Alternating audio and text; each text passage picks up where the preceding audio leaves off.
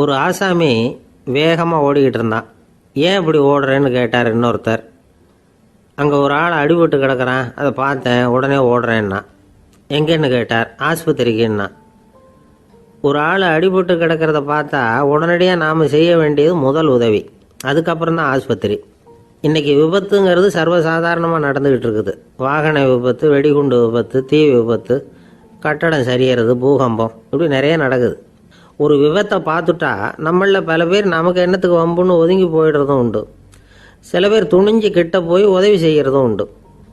அப்படி உதவி செய்ய நினைக்கிறவங்களுக்கு உபயோகப்படுற தகவல் இது.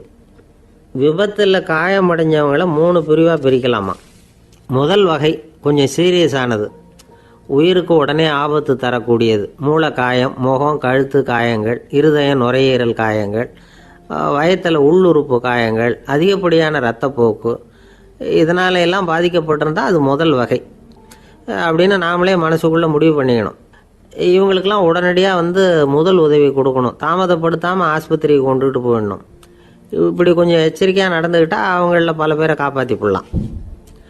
2வது வகை எப்படின்னா, முதல் உதவி விரைவாக கிடைச்சா உயிர் பிழைக்கக்கூடிய மார்பு காயங்கள், கைகால் எலும்பு முறிவு, இடுப்பு முதுகெலும்பு காயம், சீரான இரத்த சேதம், இப்படிப்பட்டவங்களை 2வது வகையாக பிரிக்கணும். ஆபத்து இல்லாத சிராய்ப்புகள், சிறு காயங்கள், இரத்த உறைவுகள், இதனால் பாதிக்கப்படுறவங்க 3வது வகை. ஒருத்தர் தலையில் அடிபட்டு நினைவு விழுந்துட்டார்னு வச்சுங்க, அவருக்கு வாந்தி வர்றதுனால புறையேறி மூச்சு அடைப்பு உண்டாகும். இப்படி ஆகாமல் இருக்கிறதுக்காக தலையை ஒரு பக்கமாக சாய்ச்சி வைக்கலாம். நாடி துடிப்பையும் இதய துடிப்பையும் தொட்டு பார்க்கணும். அது குறைஞ்சிருந்தாலும் சரி, நின்று இருந்தாலும் சரி, அவர் மார்பை நிமிஷத்துக்கு 80 தடவை உள்ளங்கையால் அழுத்தி இதய துடிப்பை மீட்கிறதுக்கு உதவி பண்ணணும். கழுத்தில் காயம்பட்டாலும் ஆபத்து அதிகம்.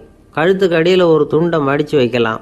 2 பக்கமும் சின்ன தலையணை அல்லது துணி மடிப்புகளை வச்சு கழுத்தை அதிகமாக அசையாமல் பார்த்துக்கலாம். முதுகெலும்பு முறிஞ்சிருக்குமோ அப்படிங்கிற சந்தேகம் இருந்ததுன்னா அவரை அதிகமாக அசைய விடக்கூடாது. அதிகமாக அசைஞ்சால் தண்டு இடத்துல பாதிப்பு ஏற்பட்டு கைகால் விளங்காமல் போயிடும். அவரை ஒரு கனமான போர்வை இல்லைன்னா பாயில் படுக்க வச்சு 4 பேர் மெதுவாக தூக்கி மருத்துவ உதவிக்கு அனுப்பி வைக்கலாம். கையெலும்பு முறிஞ்சிருந்தால் முறிஞ்ச பாகத்தை உடம்போடு சேர்த்து அசையாமல் கட்டி போடலாம். கால் எலும்பு முறிஞ்சிருந்தால் மற்ற காலோடு சேர்த்து கட்டி போடலாம். முறிஞ்ச பாகம் தொங்காமல் பார்த்துக்கணும், அப்போ தான் வீக்கம் உண்டாகாமல் இருக்கும். வெட்டு காயம், குண்டடிப்பட்ட காயம், இதிலெல்லாம் இரத்தப்போக்கு அதிகமாக இருக்கும். ரத்தம் வெளியேற ஆபத்து அதிகம். சுத்தமான துணியை பல மடிப்புகளை மடித்து காயத்தின் மேலே வச்சு அழுத்தமாக ஒரு 10 நிமிஷம் பிடிச்சிக்கணும். ரத்தம் நின்ன உடனே காயத்துக்கு கட்டு போடலாம். சில சமயம் காயம்பட்ட பாகத்தை உயரமாக தூக்கி பிடிச்சிக்கிட்டா தான் ரத்த கசிவு நிற்கும். இந்த விவரங்களையெல்லாம் கொஞ்சம் மனசில் வாங்கி வச்சுக்கிட்டோம்னா சமயத்தில் உதவும். ஏன்னா இந்த காலத்தில் விபத்து எந்த ரூபத்தில் எப்போ வரும்னு யூகிக்கவே முடியல. நண்பர் ஒருத்தர் சொன்னார், நேற்றுக்கு பாருங்கள் சார், என் கண்ணு முன்னாடியே ஒரு சின்ன விபத்து நடந்ததுன்னார். என்னன்னு விசாரித்தோம். ஒரு பஸ்ஸில் வந்துக்கிட்டு இருந்தேன். அந்த பஸ்ஸில் பின்பக்கம் படி ஓரமாக நின்றுக்கிட்டு இருந்த ஒருத்தர் ரோட்டில் விழுந்துட்டார். டிரைவர் அதை கவனிக்கலை, நிறுத்தாமல் அவர் பாட்டுக்கு போகிறாருனார். கண்டக்டர் உடனே விசில் கொடுத்து பஸ்ஸை நிறுத்த வேண்டியது தானே அப்படின்னோம். அதுதான் சார் முடியாமல் போச்சுன்னார் அவர். ஏன்னு கேட்டாங்க. தவறி கீழே விழுந்ததே அந்த கண்டக்டர் தான் சார் அப்படிங்கிறார்.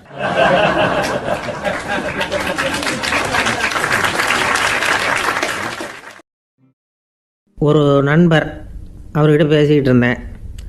மனித உறவுகள் பற்றி அவர் சொல்லிகிட்டு இருந்தார். அமெரிக்காவில் தந்தை மகன் உறவு எப்படி இருக்குது அப்படிங்கிறத விளக்கிறதுக்கு அவர் ஒரு கதையை சொன்னார். ஒரு அப்பா பகல் பூராவும் அலுவலகத்தில் வேலை, ஓடி ஆடி உழைச்சிக்கிட்டு களைச்சி போய் ராத்திரி 10 மணிக்கு மேலே வீடு திரும்பினான். வீட்டு வாசலில் அவரோட மகன் காத்துக்கிட்டு இருக்கிறான். இன்னமும் தூங்கலை. அப்பா வாசல்லையே தடுத்து நிறுத்தி, அப்பா உனக்கு சம்பளம் எவ்வளவு அப்படின்னு கேட்குறான். ஏற்கனவே ஆஃபீஸு பிரச்சனைகளால் அழுத்து போய் திரும்புகிற அப்பாவுக்கு கோவம் வந்துடுது. என்னடா இப்படிலாம் கேளுன்னு உங்கள் அம்மா உனக்கு சொல்லி கொடுத்தாளா அப்படின்னு சொல்லிவிட்டு உள்ளே போய் சட்டையை கட்டி மாட்டி விட்டு குளிச்சு விட்டு மறுபடியும் வெளியில் உடையை மாற்றுகிற சமயம் அப்போ மறுபடியும் மகன் உள்ளே நிற்கிறான் அவர் முன்னாடியே. அப்பா உனக்கு எவ்வளவு சம்பளங்கிறான் மறுபடியும். அப்பாவுக்கு எரிச்சல் அதிகமாகிட்டுது. மணிக்கு $20 போதுமா அப்படின்னார். அப்படின்னா எனக்கு ஒரு $10 தர முடியுமா நான் மகன். இதுக்கு தான் என் சம்பளம் எவ்வளோன்னு கேட்டியா 2ஆம் வகுப்பு படிக்கிற உனக்கு எதுக்குடா $10 அப்படின்னு கத்திவிட்டு தொலைக்காட்சி பெட்டியின் முன்னாடி போய் உட்காந்துக்கிட்டு ஏதோ நிகழ்ச்சியை பார்க்க ஆரம்பிச்சிட்டார். கொஞ்ச நேரம் கழித்து மறுபடியும் மகன் வந்து நிற்கிறான். அப்பா ப்ளீஸ் எனக்கு ஒரு $10 கொடுக்க முடியுமா? மகனுடைய கண்களில் கண்ணீர். என்னடா அவன் கண்ணீரை காட்டி காரியம் சாதிக்கலாம்னு பார்க்குறியா? ஒரு காசு கூட கொடுக்க மாட்டான் போ அப்படின்னு விரட்டி விட்டான். மகன் கண்ணீரை தொடச்சிக்கிட்டே கண்ணை தொடச்சிக்கிட்டு பேசாமல் போய் படுத்துக்கிட்டானா. கொஞ்ச நேரம் ஆச்சு. அப்பாவோட கோபம் கொஞ்சம் கொஞ்சமாக குறைஞ்சிது. பிள்ளைகிட்ட கோபமாக கத்துனது தப்பு தாங்கிறது புரிஞ்சுது அவனுக்கு. எழுந்திரிச்சு போனான், படுக்கை இறக்கி போனான். மகனை பார்த்தான். அவன் தலையணையை கட்டி பிடிச்சிக்கிட்டு அழுதுகிட்டு இருக்கிறான். அவனை மெல்ல நெருங்கி அவங்ககிட்ட எதமாக பேசுகிறதுக்கு ஆரம்பித்தானான். எதுக்குடா உனக்கு $10 பள்ளிக்கூடத்தில் கேட்டாங்களா அப்படின்னு கேட்டானான். மகன் சொல்லியிருக்கான், இல்லை டாடி, உனக்கு 1 மணி நேரம் சம்பளம் $20ன்னு சொன்னேன். நீ ஏற்கனவே எனக்கு கொடுத்த பாக்கெட் மணி $10 என்கிட்ட இருக்குது. இப்போ நீ இன்னொரு $10 கொடுத்தீங்கன்னா அதையும் சேர்த்து $20 ஆகிடும். அந்த $20 நான் உனக்கு கொடுத்துருவேன். அப்படி கொடுத்தா நீ என் கூட 1 மணி நேரம் செலவழிப்ப இல்லையா? அதுக்காக தான் $10 கேட்டேன் அப்படின்னு சொன்னானான். அந்த அப்பா கண்ணு கலங்கி போச்சான். ஆதரவோடு தன்னுடைய மகனை கட்டி பிடிச்சி அழ ஆரம்பிச்சிட்டாராம். இதுதான் நண்பர் சொன்ன கதை. அமெரிக்கா மட்டும் இல்லை, உலகம் பூராவும் இன்றைக்கி மனித உறவுகள் இப்படி தான் மாறிட்டுருக்கு. பெரியவர்கள் அறிவுரை என்ன தெரியுமா? உங்கள் குழந்தைகளிடமிருந்து குழந்தை பருவத்தை பிரித்து விடாதீர்கள் அப்படிங்கிறது தான். அதாவது இன்றைய குழந்தைகள் தங்கள் பிருந்தாவனத்தை இழந்து விடுகிறார்கள் அப்படிங்கிறது அவங்களுடைய கருத்து. இந்த நிலைக்கு நாம் காரணமாக இருந்துடக்கூடாது.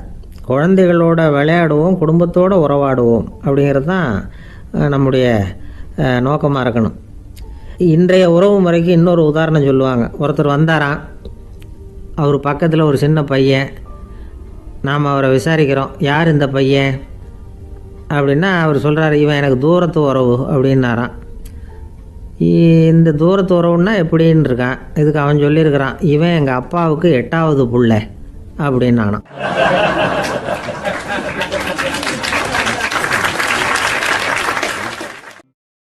ஒரு நாள் ராமர் அரசவையில் உட்காந்துருக்கிறார்.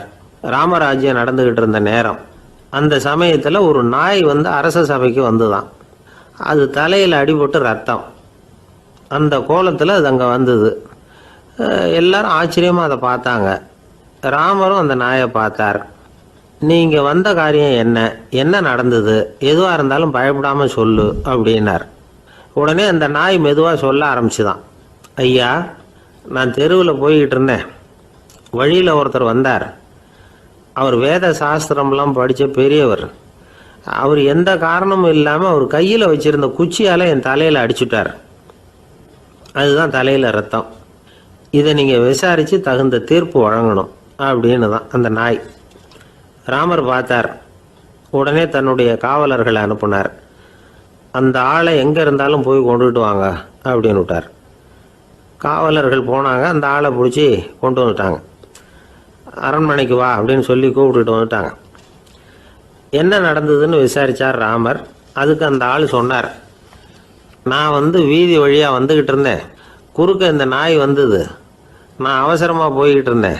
இது எனக்கு வழி விடாமல் குறுக்க பூந்து இடைஞ்சல் பண்ணிச்சு. எனக்கு கோபம் வந்துட்டுது. அதனால் அடிச்சுட்டேன். வேத சாஸ்திரம் படித்த நான் என் வசம் இழந்து கோபப்பட்டது பெரிய தப்பு தான். அதை நான் ஒத்துக்கிறேன்.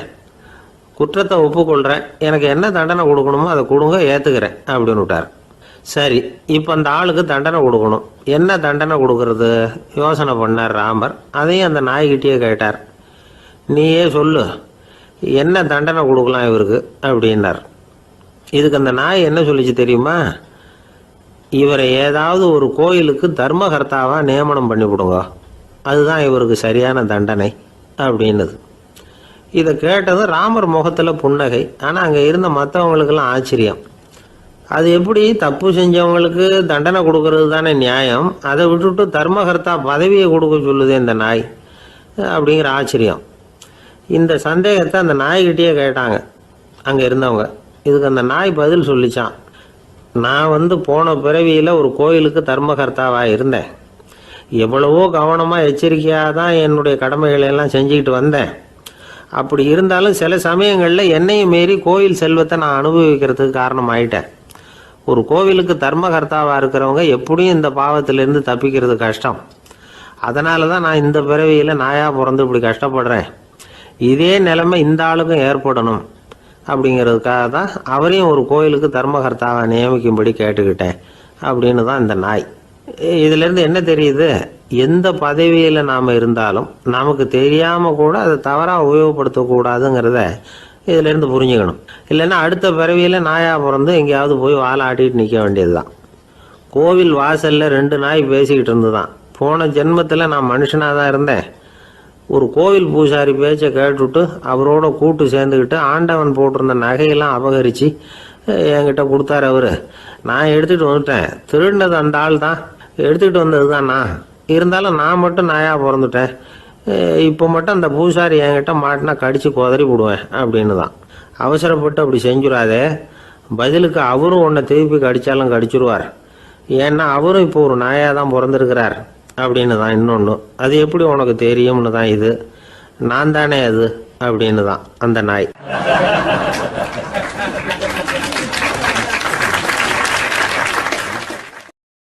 கணவன் மனைவி அன்பாக இருக்கணும், ஒருத்தர் நல்லா புரிஞ்சுக்கணும், விட்டு கொடுக்குற மனப்பான்மை வேணும். அதுதான் ஒரு நல்ல குடும்பம். இன்றைக்கி பல குடும்பங்களில் அர்த்தமில்லாத சண்டைகள் தான் அதிகம். கிராமப்புறங்களில் வேடிக்கையாக ஒரு கதை சொல்லுவாங்க. ஒரு ஊரில் ஒரு ஆள் இருந்தான், வேலை வெட்டி இல்லாமல் சும்மாவே இருந்தான். அவனுக்கு கல்யாணம் பண்ணி வச்சாங்களாம். மனைவி வந்து சேர்ந்தா. சும்மாவே உட்காந்துருக்கிறியே, ஏதாவது சம்பாதிக்கிற வழியை பாரு அப்படின்ட்டு இருக்கா. அதுக்கு தான் யோசனை பண்ணிகிட்டு இருக்கிறேன், ஒரு அருமையான ஐடியா அப்படின்னு நானா. என்ன அது சொல்லு அப்படின்ட்டுருக்கா. அவள் ஒரு ஆட்டுக்குட்டி வாங்க போகிறேன்னு இருக்கான். அதை வாங்கி என்ன பண்ண போகிறேன்னா, அந்த குட்டி வளரும், பெருசாகும், அதுக்கப்புறம் அது நிறைய குட்டி போடும் அப்படின்ட்டுருக்கான். சரி, அப்புறம் என்ன, அதையெல்லாம் சந்தையில் கொண்டுட்டு போய் விற்றுவிட்டு அந்த காசுக்கு ஒரு எருவு மாடு வாங்கலாம்.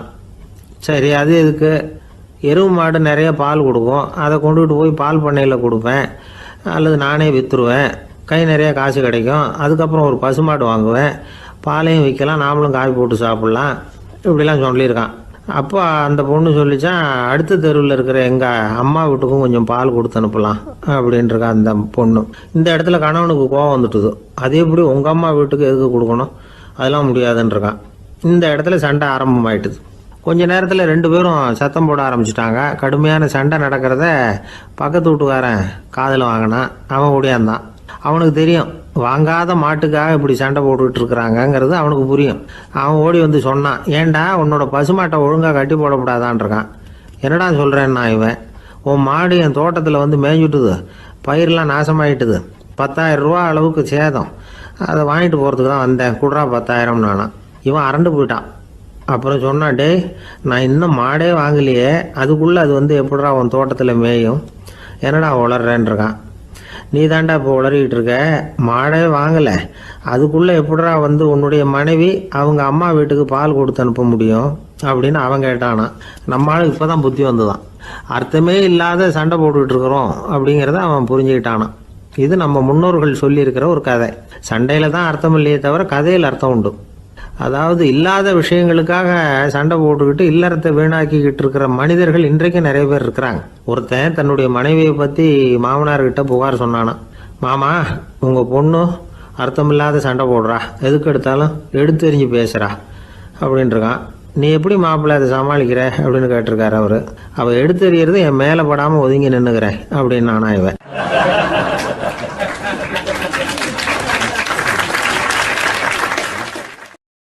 இந்த காலத்து புள்ள ஒருத்தன் தன்னோட அப்பாவை பார்த்து சொன்னான், அப்பா நான் உனக்கு உதவி செய்யலாம்னு நினைக்கிறேன், என்ன உதவி செய்யணும்னு சொல்லு அப்படின்னா. நீ சும்மா இருந்தால் அதுவே எனக்கு செய்கிற பெரிய உதவிடா அப்படின்னார் அப்பா. சும்மா இருக்கிறதும் ஒரு உதவி தான், அது மாதிரி மௌனமும் ஒரு சமூக சேவை தான் அப்படிங்கிறார் காஞ்சி பெரியவர். நமக்கு 5 புலன்கள் இருக்குது, மெய் வாய் கண் மூக்கு செவி. இந்த 5லேயும் அதிகப்படியான வேலை எதுக்குன்னு நினைக்கிறீங்க? வாய்க்கு தான். ஏன்னா அதுக்கு 2 வேலை. இப்போ கண்ணுக்கு பார்க்குறது மட்டும்தான் வேலை, காதுக்கு கேட்குறது மட்டும்தான் வேலை, மூக்குக்கு வாசனை அறியறது தான் வேலை, உடம்புக்கு உணர்றது மட்டும்தான் வேலை. ஆனால் வாய் அப்படி இல்லை, அதுக்கு 2 வேலை, சாப்பிட்றதும் அதுதான், பேசுகிறதும் அதுதான். அதாவது வாய் ஒன்று தான் கர்மேந்திரியமாகவும் இருக்குது, ஞானேந்திரியமாகவும் இருக்குது அப்படின்னு சொல்லுவாங்க. சாப்பாட்டில் உட்காந்தா எந்தெந்த ஆகாரம் என்னென்ன ருசின்னு அறிவிக்கிற வேலையும் செய்யுது. சபையில் உட்காந்தா பாடுறது, பேசுறது, சிரிக்கிறது இது மாதிரியான வேலையும் செய்யுது. இன்னொரு வித்தியாசம், கண்ணு, காது, மூக்கெல்லாம் ஸ்ட்ரெயின் பண்ணிக்கிட்டு வேலை செய்கிறதில்ல. ஒரு ரோஜா பூ பார்த்தா உடனே மூக்கு அப்படியும் இப்படியும் அசைய ஆரம்பிக்கிறதில்ல. ஒரு சங்கீதத்தை கேட்ட உடனே காது ஆட ஆரம்பிக்காது. ஆனால் வாய் அப்படி இல்லை. அது பேசினாலும் சரி, சாப்பிட்டாலும் சரி, அசைஞ்சு தான் ஆகணும். ஆக மற்றதை விட வாய்க்கு வேலை ஜாஸ்தின்னு தெரியுது. சாப்பிட்றது, பேசுறது அப்படின்னு 2 காரியம் அதுக்கு. இப்படி 2 காரியம் இருக்கிறதுனால அது ரெண்டையும் பாதியாக குறைச்சிக்கணுங்கிறது கடவுள் அபிப்பிராயமாக இருக்கணும் அப்படிங்கிறார் காஞ்சி பெரியவர். ஆனால் இப்போ நாம் அப்படியே நடந்துக்கிறோம், அதுக்கு நேர்மாறாக நடந்துக்கிறோம். நாம் சாப்பிட்றதும் அதிகம், பேசுகிறதும் அதிகம். 2 வேலையையும் தேவைக்கு அதிகமாகவே செய்கிறோம். வாய் தான் ரொம்ப ஓவர் ஒர்க்குடு. அதுக்கு ஓய்வு கொடுத்தா உடம்பும் நல்லாயிருக்கும், உலகமும் நல்லாயிருக்கும். மௌன விரதம் இருக்கிறதெல்லாம் எதுக்காக நினைக்கிறீங்க? இதுக்காக தான். இந்த காலத்தில் மௌனமாக இருக்கிறவங்கெல்லாம் மகத்தான தொண்டு செய்கிறாங்க அப்படின்னு தான் சொல்லணும். சத்தம் அதிகமாக போய் தான் சவுண்டு பொல்யூஷன் வருது. அது மட்டும் இல்லை, மௌனமாக இருந்தால் சண்டை சச்சரவே வராது. மௌனம் கலக நாஸ்தி. ஆக இதுவும் ஒரு சமூக சேவை தான். நமக்கு தான் வாய் இருக்குதுங்கிறதுக்காக வசமாக சாப்பிட்றதும் தப்பு, வளவளன்னு பேசுகிறதும் தப்பு. ஒரு கருத்தை சொல்கிறதுக்கு ஒரே ஒரு சொல்லு போதும் அப்படின்னு இருக்கும்பொழுது 2 சொற்களை செலவு பண்ணாதே. எவ்வளவு சொன்னாலும் அதனால் ஒரு பயனும் விளையாது அப்படின்னு தெரிய வருமே. ஆனால் அந்த ஒரு சொல்லையும் விரயம் பண்ணாதே அப்படிங்கிறார் ஒரு அறிஞர். எல்லா குணங்கள்லேயும் மௌனம்தான் சிறந்தது அப்படிங்கிறார் ஒருத்தர். மௌனமாக இருக்கிறது மூலமாக மற்றவர்கள் குறைகளை நம்மளால் தெரிஞ்சிக்க முடியும். அதே சமயத்தில் நம்மக்கிட்ட இருக்கிற குறைகளை மற்றவங்களுக்கு தெரியாமல் மறைச்சிக்கவும் முடியுங்கிறார் அவர். உண்மை தானே? ஒரு பெரிய மேடை பேச்சாளர், பொது வாழ்க்கையில் 25 வருஷ காலமாக ஈடுபட்டிருக்கிறவர். அவர் மனைவி ஒரு நாள் சொன்னாங்க, எங்கள் வீட்டுக்காரர் 25 வருஷ காலமாக பொது வாழ்வில் ஈடுபட்டிருந்தா கூட இந்த மாதம் 10ஆம் தேதியிலேருந்து தான் மக்களுக்கு சேவை செய்ய ஆரம்பிச்சிருக்கார் அப்படின்னு நாங்கள் ரொம்ப பெருமையாக. 10ஆம் தேதிக்கு அப்படி என்ன விசேஷம் அப்படின்னு கேட்டோம். அன்னையிலேருந்து தான் அவர் மேடையில் பேசுகிறத நிறுத்தினார் அப்படின்னாங்க அந்த அம்மா.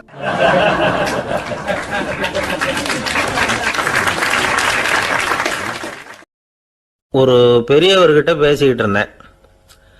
அவர் என்கிட்ட ஒரு கேள்வி கேட்டார். திருடர்கள் எத்தனை வகை தெரியுமா உனக்கு அப்படின்னார். இதுதான் அவர் கேட்ட கேள்வி. எதுக்காக என்ன பார்த்து அந்த கேள்வி கேட்டார் தெரியல. இருந்தாலும் நான் அவருக்கு பதில் சொன்னேன். திருடர்களில் எத்தனையோ வகை உண்டுங்க. கார் திருடன், சைக்கிள் திருடன், முகமூடி திருடன், எப்படி சொல்லிகிட்டே போகலாம். இருந்தாலும் என்னுடைய சிற்றறிவுக்கு எட்டின வரையில் திருடர்களை 2 வகையாக பிரிக்கலாம் அப்படின்னு நினைக்கிறேன்.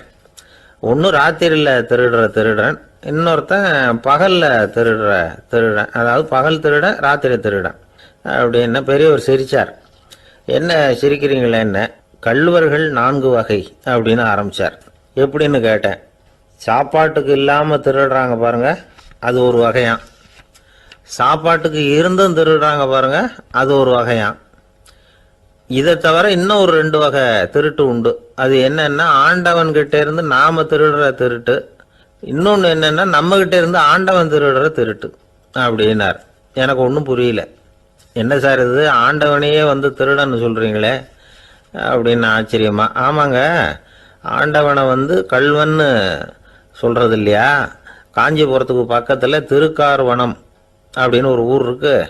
அங்கே உள்ள பெருமாளுக்கு கல்வர்னு தான் பேர். அது மட்டும் இல்லை, திருமங்கை ஆழ்வார் தம்முடைய திரு நெடுந்தாண்டகத்தில் கார்வனத்துள்ளாய் கல்வா அப்படின்னு தான் அழைக்கிறார் அப்படின்னு நிறைய உதாரணம்லாம் சொல்ல ஆரம்பித்தார். அதுக்கப்புறம் அவர்கிட்ட பேசி நான் புரிஞ்சுக்கிட்ட விவரங்களை தான் நான் இப்போ உங்ககிட்ட சொல்ல போகிறது. அதாவது அவர் சொன்ன முதல் வகை திருடர்கள் சாப்பாட்டுக்கு இல்லாமல் திருடுறவங்க. இவங்களை திருத்தி போடலாம். சாப்பாட்டுக்கு இருந்தும் பணம் சேர்க்கணுங்கிற ஆசையால் பொய் கணக்கெல்லாம் எழுதுறாங்க பாருங்க, அவங்க தான் 2வது வகை. 3வது வகை திருட்டு தான் மிகப்பெரிய திருட்டு.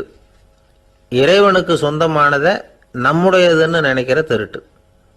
எது இறைவனுக்கு சொந்தமானது அப்படின்னா ஆத்மா. பகவானுக்கு சொந்தமான ஆத்மாவை நம்முடையதுன்னு நினைக்கிறது தான் அந்த மாபெரும் திருட்டு.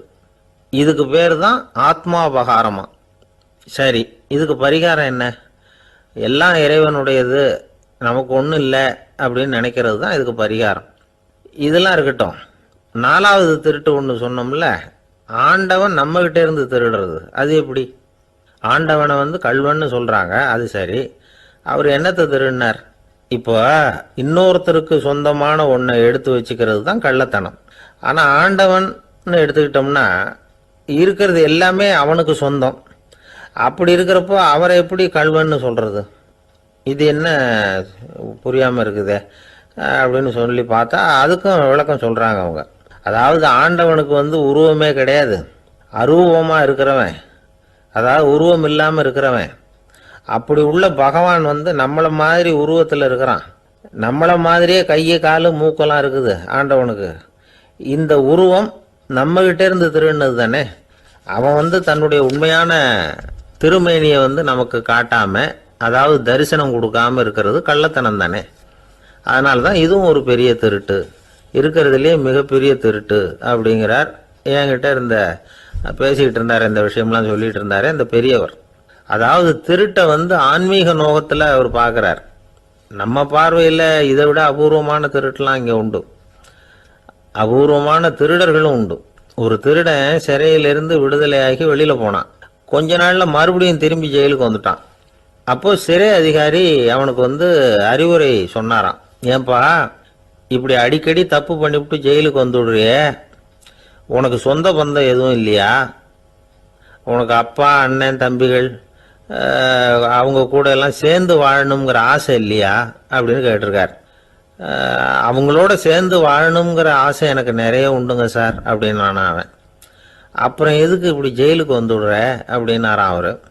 அவங்க எல்லாருமே இங்கே தானே சார் இருக்காங்க அப்படின்னு அவன்.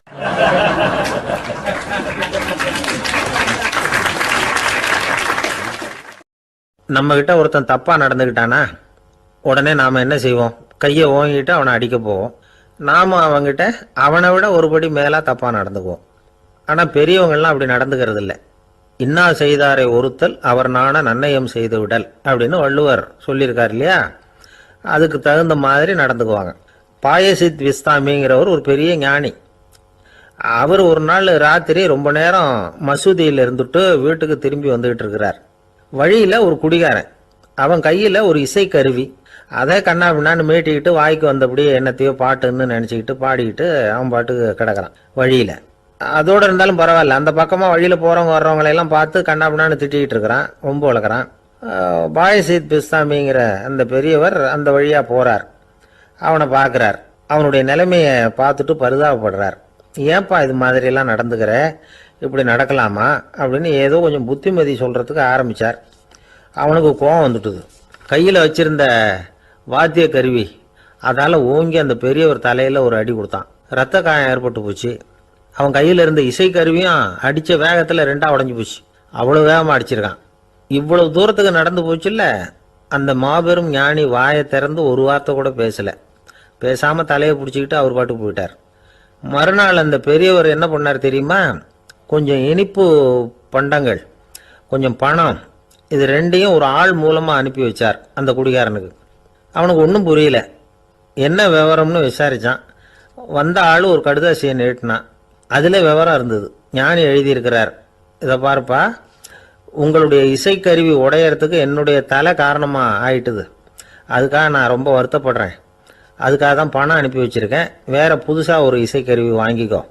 அப்புறம் இன்னொரு விஷயம், நேற்றுக்கு ராத்திரி என்கிட்ட ஏகப்பட்ட கசப்பான வார்த்தைகளை பேசினேன்.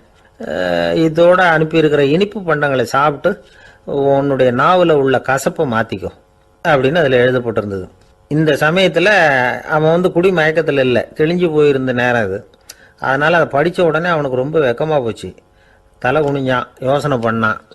கொஞ்ச நேரத்தில் தன்னுடைய நண்பர்கள் சில பேரையும் கூப்பிட்டுக்கிட்டு நேராக அந்த ஞானி இருக்கிற இடத்துக்கு ஓடினான். அவர் காலில் விழுந்தான், அவர்கிட்ட மன்னிப்பு கேட்டுக்கிட்டான்.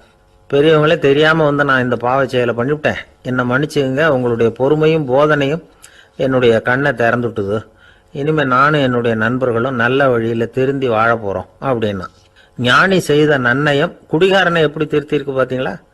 இந்த கதையை கேட்டுவிட்டு ஒருத்தர் சொன்னார், என் வாழ்க்கையில் கூட அப்படி ஒரு சம்பவம் நடந்தது சார். நானும் ஒரு நாள் ராத்திரி ஓவராக குடிச்சிட்டு ஒரு கிட்டாரை வாசிச்சுக்கிட்டு கண்ணாபின்னான்னு உளறிக்கிட்டு திட்டிக்கிட்டு இருந்தேன்.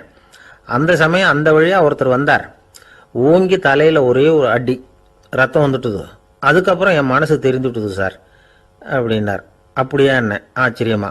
ஆமாம் சார், அடி விழுந்தது அவர் தலையில் இல்லை, என் தலையில். வந்தவர் என்ன அப்படி அடிச்சுட்டார். மயக்கம் தெளிஞ்சதுக்கு அப்புறம்தான் எனக்கு விவரம் புரிஞ்சுது. அவர் ஒரு போலீஸ்காரர் அப்படின்னார் ரொம்ப சோகமாக.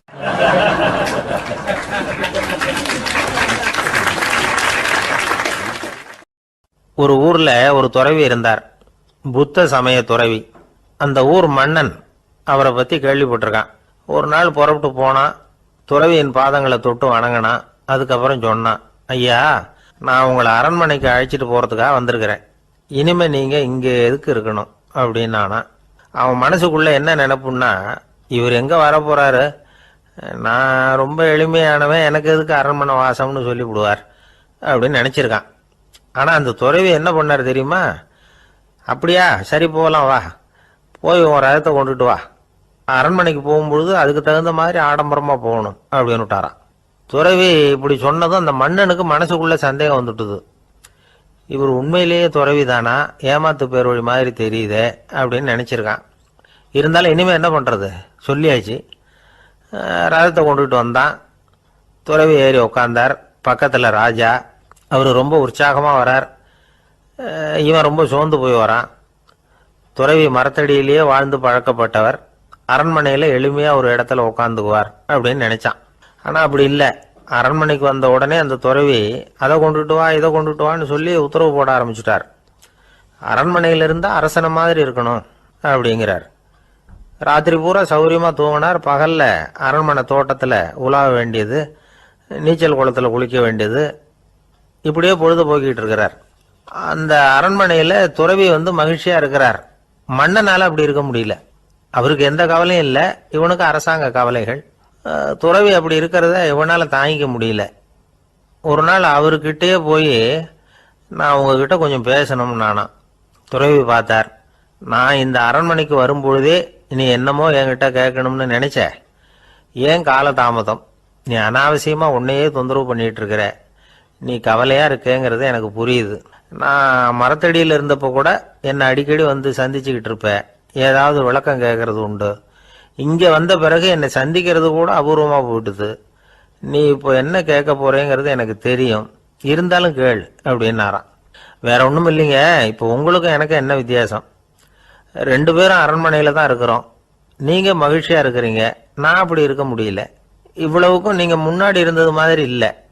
தினமும் தங்க தேர் கேட்குறீங்க, உயர்தரமான ஆடைகள் அணிகிறீங்க, சுவையான சாப்பாடு. இப்படி இருக்கிறப்போ உங்களுக்கும் எனக்கு என்ன வித்தியாசம்? இதுதான் மன்னனுடைய கேள்வி. இதுக்கு பதில் சொல்கிறேன், என் கூட புறப்பட்டு வா, இந்த நகரத்துக்கு வெளியில் போவோம் அப்படின்னு சொல்லி அரசனை கூப்பிட்டுக்கிட்டு ஊர் எல்லைக்கு சேர்ந்தார் துறவி.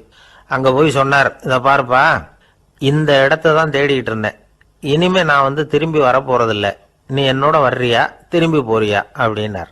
நான் எப்படிங்க உங்க கூட வர முடியும்? என்னுடைய நாடு, என்னுடைய சொத்துக்கள், மனைவி, மக்கள் எல்லாத்தையும் விட்டுட்டு எப்படிங்க வர்றதுன்னா. இப்போ அந்த துறவி சொன்னார், இப்போ வித்தியாசத்தை தெரிஞ்சுக்கிட்டியா? நான் அரண்மனையில் இருந்தேன், எல்லா வித பொருள்களும் உடையவனா இருந்தேன், ஆனால் எதையும் சொந்தம் கொண்டாடுறவனா இருக்கல. ஆனால் நீ அப்படி இல்லை, எல்லாத்தையும் சொந்தம் கொண்டாடிக்கிட்டு இருக்கிற. இதுதான் நமக்குள்ள வித்தியாசம் அப்படின்னு சொன்னார். அரண்மனை ஆடைகளை அப்படியே களைஞ்சார், அரசங்கிட்ட கொடுத்தார். உன்னுடைய ஆடைகளை நீயே வச்சுக்கோன்னார். அவர் பாட்டுக்கு நடந்து போனார், திரும்பியே பார்க்கல. அரசனுக்கு அப்பதான் தன்னுடைய அறியாமை விளங்குச்சான். இதுல இருந்து நாம புரிஞ்சுக்க வேண்டியது என்னன்னா, இந்த உலகத்துல எத்தனையோ பொருள்கள், அதையெல்லாம் முறையா பயன்படுத்தினா மகிழ்ச்சி. அதை விட்டுட்டு அதுக்கெல்லாம் சொந்தம் கொண்டாட ஆரம்பிச்சா கவலை. நம்ம ஆட்கள் சொந்தம் கொண்டாடுற விதமே தனி. ஒரு ஆளு இன்னொருத்தங்கிட்ட ஒரு கொடை கடன் வாங்கியிருந்தான், திருப்பி கொடுக்கல.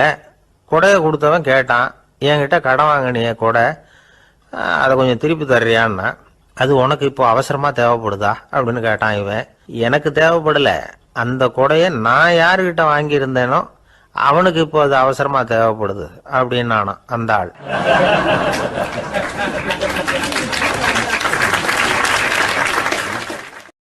அந்த ஆளுக்கு பேச தெரியாது, அவர்கிட்ட கொஞ்சம் எச்சரிக்கையா நடந்துக்கோ அப்படின்னு சொல்றது உண்டு. அப்படின்னா என்ன அர்த்தம்? அவர் இன்னமும் குழந்தையாவே இருக்கிறாரு, இன்னும் பேச்சு வரலன்னு அர்த்தம்? அப்படி இல்லை, அவருக்கு நாகரிகமா பேச தெரியலன்னு அர்த்தம். பேசுறதுங்கிறது மனுஷனால மட்டுமே முடியக்கூடிய ஒரு காரியம். அப்படி இருந்தும் அதோட பெருமையை அவன் இன்னமும் சரியா புரிஞ்சுக்கலன்னு தான் சொல்லணும். அதனால தான் அவன் அளவுக்கு அதிகமா வார்த்தைகளை கொட்டி போடுறான். அதுக்கப்புறம் அதையெல்லாம் திருப்பி அள்ள முடியாம கிடந்து கஷ்டப்படுறான். கொட்டுன வார்த்தையை அள்ள முடியுமா? ஒருத்தரை இன்னைக்கு பார்த்து முட்டாள்னு திட்டி போடுறீங்க, நாளைக்கு மறுபடியும் அவர்கிட்ட போய் நேத்திக்கு உன்னை முட்டாள்னு சொல்லிவிட்டேன், அந்த வார்த்தையை திருப்பி கொடு, வாங்கிட்டு போயிடுறேன் அப்படின்னு நான் சொல்ல முடியும்? அவன் கோபக்காரனா இருந்தா நேத்திக்கு அதை வேற விதமா உங்களுக்கு திருப்பி கொடுத்துருப்பான். உலகத்துல எவ்வளவோ ஜீவராசிகள் இருக்கு, அதுக்கெல்லாம் வாய் இருக்குது. அந்த வாயெல்லாம் எதுக்கு உபயோகம்? சாப்பிட்றதுக்காக. ஆனா நமக்கு இருக்கிற வாய் சாப்பிட்றதுக்காக மட்டும் இல்லை, பேசுறதுக்காகவும் தான். பேச முடியலன்னா வாய் இருந்தா கூட அது வாயில்லா ஜீவன் தான். ஒரு பையனை பார்த்து அது வாய் உள்ள புள்ள பொழைச்சிக்கும் அப்படின்னா மற்ற பையன்களுக்கெல்லாம் முகத்துல வாயே இல்லைன்னு அர்த்தம்? அப்படி இல்லை, அந்த பையன் கொஞ்சம் கெட்டிக்காரத்தனமா பேசுவான்னு அர்த்தம். அதனால எப்படி பேசணும் அப்படிங்கிறத நாம முக்கியமா தெரிஞ்சுக்கணும். இதுக்கு 8 விதமான குறிப்புகளை நம்ம பெரியவங்க சொல்லியிருக்கிறாங்க. பேச்சுக்கு 8 அங்கங்கள் உண்டு அப்படின்னு அவங்க சொல்றாங்க. அதெல்லாம் என்னென்ன அப்படின்னா, உண்மை, நன்மை, அன்பு, நிதானம், இனிமை, ஆழம், சமயமறிதல், சபையறிதல். இந்த 8 தன்மையும் பேச்சில் இருக்கணுமா. இதையே கொஞ்சம் விவரமா சில பேர் போர்டில் எழுதி வச்சிருப்பாங்க. அதாவது எழுத்துலையாவது அதெல்லாம் இருக்கட்டுமே அப்படின்னு நினைச்சு நீங்க கூட சில இடங்கள்ல இதை பார்த்துருக்கலாம்.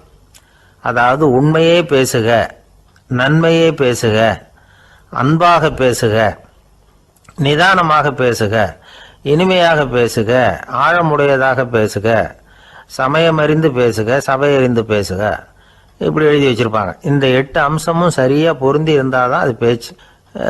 மற்றதெல்லாம் பேச்சாயிடாது. பேச்சு ஒரு சிறந்த கலை. எல்லாத்தையும் விட பேசாம இருந்தும் பழகணும், அது ரொம்ப முக்கியம். உண்மையே பேசணும். சத்தியத்துக்கு மதிப்பு கொடுக்கறவங்கள தான் சரித்திரம் மதிக்கும். உண்மை பேசினா மட்டும் போதாது, அந்த உண்மையில நன்மை கலந்துருக்கணும். கொலைகாரனுக்கு பயந்துக்கிட்டு ஒருத்தன் உங்க வீட்டுக்குள்ள ஒளிஞ்சிருக்கிறான். அந்த முரட்டு ஆசாமி கையில அரிவாளோட வந்து அவங்க வந்தானான்னு உங்ககிட்ட கேட்கறான்னு வச்சுங்க. உண்மைதான் உயர்வு தரும் அப்படின்னு நினைச்சுக்கிட்டு, ஆமா உள்ளதான் இருக்கிறான், அடுப்பங்கரையில குதிருக்கு பின்னாடி உட்காந்துருக்கிறான், போய் பிடிச்சிட்டு போங்க அப்படின்னு சொல்லுவீங்க? அது நன்மை இல்லாத உண்மை. அதனால பிரயோஜனம் கிடையாது. அதே மாதிரி உங்க பேச்சில் அன்பு இருக்கணும், நிதானம் இருக்கணும், இனிமை இருக்கணும், சிந்தித்து பேசணும். சமயம் அறிந்து பேசுறதும் முக்கியம். அதை பத்தி நமக்கு வேற யாரும் சொல்லி கொடுக்க வேண்டியதில்லை. எந்த நேரத்தில் யாருக்கிட்ட எப்படி பேசினா காரியம் நடக்கும் அப்படிங்கிறது நமக்கு நல்லா தெரியும். அது கைவந்த கலை. அவையறிந்து பேசுற திறமை பேச்சாளர்களுக்கு ரொம்ப அவசியம். அது இல்லைன்னா நிலைமை பரிதாபமாயிடும். ஒரு பேச்சாளர் ரொம்ப மும்முரமா பேசிக்கிட்டே இருந்தாராம். ரொம்ப நேரம் நிறுத்தவே இல்லை, பேசிக்கிட்டே இருக்கிறார். சபையில் இருந்தவங்கலாம் ஒவ்வொருத்தரும் எழுந்திரிச்சு போய்கிட்டே இருக்கிறாங்க. கடைசியில் 2 பேர் தான் அக்கறையா பேசுறவரை கவனிச்சுட்டு உட்காந்துருந்தாங்களாம். மேடையில் பேசிக்கிட்டு இருந்தவர் அவங்கள பார்த்து சொன்னாராம், எனக்கு கூட்டம் முக்கியம் இல்லை, எவ்வளவு பேர் என் பேச்சை கேட்குறாங்க அப்படிங்கிறது முக்கியம் இல்லை. நீங்கள் 2 பேராவது ஊக்கமாக என்னை கவனிச்சுக்கிட்டு உட்காந்துருக்குறீங்க, அது போதும். உங்களுக்காகவே நான் பேசிக்கிட்டு இருக்கிறேன் அப்படின்னார். இதை கேட்டதும் உட்காந்துருந்த 2 பேரில் ஒருத்தர் எழுந்திருச்சு, அப்படி இல்லைங்க, நாங்கள் 2 பேரும் நீங்கள் பேசி முடித்த உடனே தொடர்ந்து பேச வேண்டிய ஆளுங்க, அதுக்காக தான் காத்துக்கிட்டு இருக்கிறோம், சீக்கிரம் முடிங்க அப்படின்னாங்களாம்.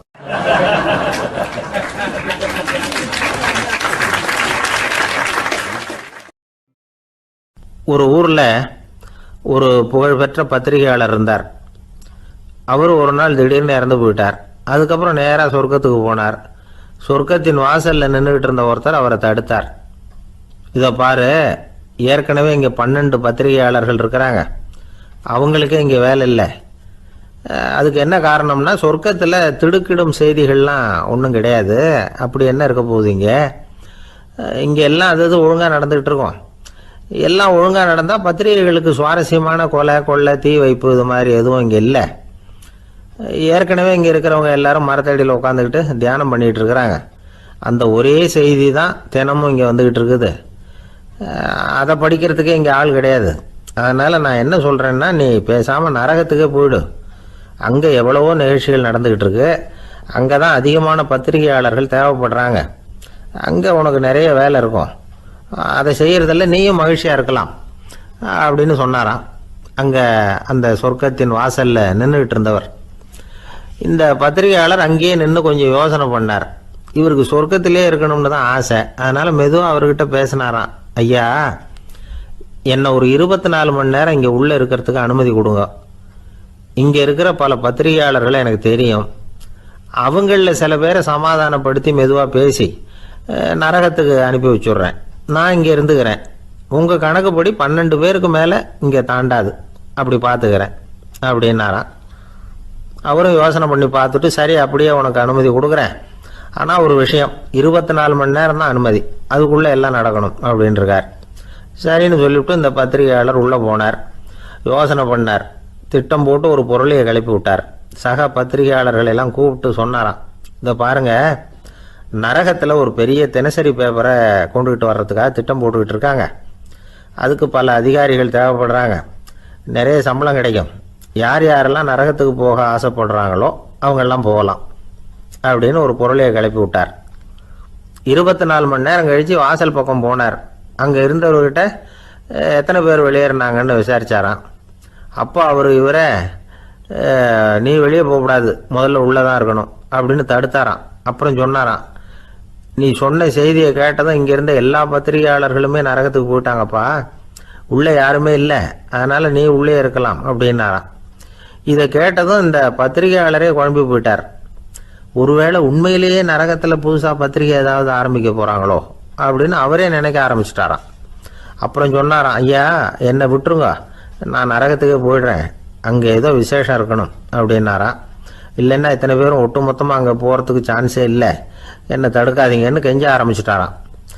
மற்றவங்க நம்பணுங்கிறதுக்காக ஒரு பொருளையை கிளப்பி விட்டார். கடைசியில் தானே அந்த பொருளைக்கு ஆளாயிட்டார். அதாவது பிறரை ஏமாற்றிய அவரது மனம் கடைசியில் அவரையே ஏமாற்ற ஆரம்பிச்சுட்டு பாருங்க. நீங்கள் இப்படி அடுத்தவங்களை ஏமாத்துறதுக்கு உங்கள் மனசை பழக்கப்படுத்துறீங்க, ஆனால் கடைசியில் அதனால் நீங்களே ஏமாற்றப்படுகிறீர்கள் அப்படிங்கிறது பெரியவர்களுடைய புத்திமதி. அதனால் உங்கள் மனசுக்கிட்ட ரொம்ப எச்சரிக்கையாக இருங்கோ அப்படிங்கிறாங்க. நம்ம ஆளுங்க அங்கே போய் என்ன சொல்லுவாங்கன்னா, இந்த பாரு அங்கே போகாத இங்கே போகாதன்னு பயமுறுத்துறது உண்டு. சில பேர் அங்கே பேய் இருக்குது, பிசாசு இருக்குது அப்படின்னு பொருளையை கிளப்பி விடுறது உண்டு. இருட்டு நேரம் காட்டு வழியாக ஒருத்தன் போய்கிட்டு இருக்கிறான். அங்கே பேய் பிசாசு நடமாட்டம் இருக்கிறதாக வதந்தி. இவன் பயந்துக்கிட்டே வேகமாக போகிறான். காடு முடிஞ்சு மெயின் ரோட்டுக்கு வந்து சேர்ந்தான். அப்பாடா, ஒரு பஸ்ஸு நின்றுட்டு இருக்கு தனியாக. இருட்டில் லேசாக தெரிஞ்சுது. ஓடி போய் ஏறி உள்ளே உட்காந்துக்கிட்டான். பயந்துக்கிட்டே போனவன் அப்புறம் தான் தெரியுது உள்ள யாருமே இல்லை, டிரைவரும் இல்லை, கண்டக்டரும் இல்லை, வேற யாரும் இல்லை. இவனுக்கு பேய் பயம் அதிகமாக போட்டுது. ஏன்னா நடு ராத்திரி. இந்த நேரம் பார்த்து அந்த பஸ்ஸு தானே நகர ஆரம்பிச்சுதான். இவனுக்கு இன்னும் பயம் அதிகமாக போட்டுது. ஏன்னா டிரைவர் சீட்டு காலியாக இருக்குது, பஸ்ஸு நகருது. இவன் உடம்பு பூரா நடுங்க ஆரம்பிச்சுட்டுது. வீல்னு கத்தலாமான்னு பார்த்தான். அந்த நேரம் பார்த்து அவன் தோளில் ஒரு கை விழுந்துதான். திடுக்கிட்டு திரும்பி பார்த்துருக்குறான். அங்கே டிரைவர் நிற்கிறார். அவர் சொன்னாராம், ஏன்பா ஏற்கனவே பஸ்ஸு பிரேக் டவுன், நாங்கள்லாம் பின்னாடி இறங்கி நின்று தள்ளிட்டு இருக்கிறோம், நீ மட்டும் ஜாலியாக ஏறி உக்காந்துக்கிட்டியா, இறங்கி வந்து தள்ளப்பா அப்படின்னாராம்.